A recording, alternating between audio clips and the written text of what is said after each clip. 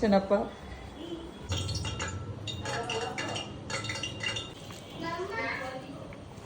Secado.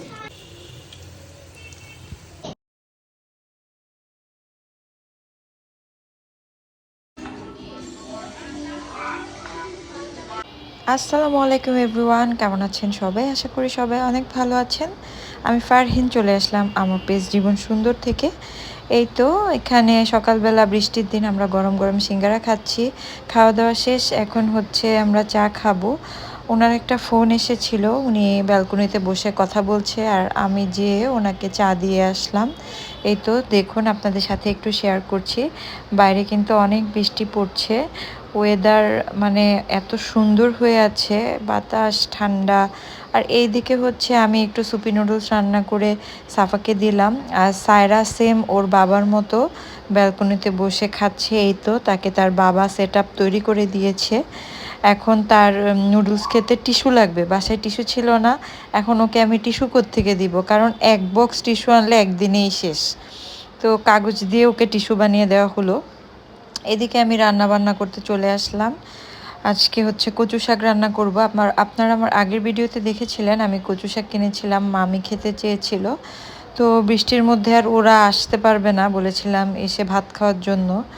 তো আমি রান্না করছি, এখান থেকে ওদের জন্য পাঠাবো। তো শুধু কচু শাক তো আর দেয়া যায় না, তার জন্য ট্যাংরা মাছ একটু রান্না করে পাঠাবো, আর গরু মাংস আছে সেটাও দিব। এদিকে আমি ট্যাংরা মাছটা সুন্দর করে মাখিয়ে, সব সময় আমি যেভাবে বসাই এভাবে হাতে মাখিয়ে তরকারি করি। এই তো এখন আমি এটাকে সুন্দর করে মাখিয়ে চুলায় দিয়ে দিব।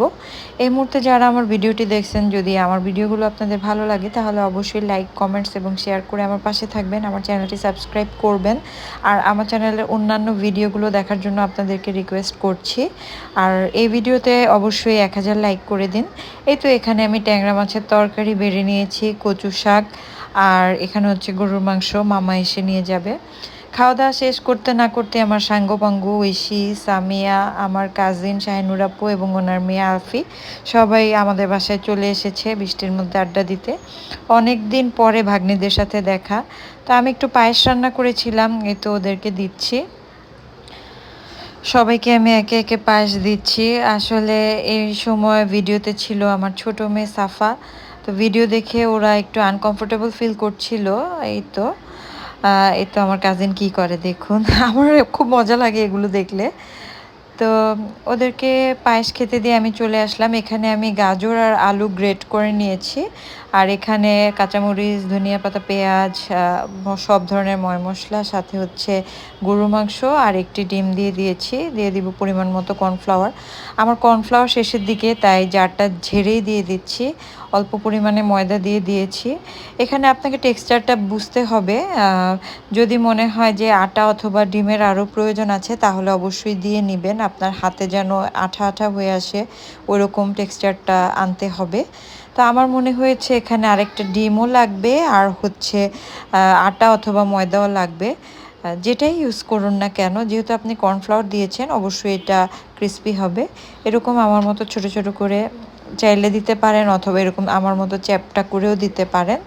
তো এই যে দেখুন, আমি এখানে গাঢ় বাদামি কালার করে এগুলোকে ভেজে নিয়েছি। এখন এগুলোকে তুলে দিব। তো ফার্স্টে হচ্ছে বেবিদেরকে দিব, আমার 3 সাঙ্গপাঙ্গ, আর আপনাদের ভাইয়া যেহেতু আজকে শনিবার বাসায় আছে ওনাকে দিব। পরেরগুলো আমরা খাবো। তো একে একে আমি পাকোড়াগুলো সব ভেজে নিয়েছি। এখন আমার ভাগ্নি আর আমার কাজিনদেরকে দিলাম, ওরা খেয়ে অনেক পছন্দ করেছিল। এই তো সবাই খাচ্ছে।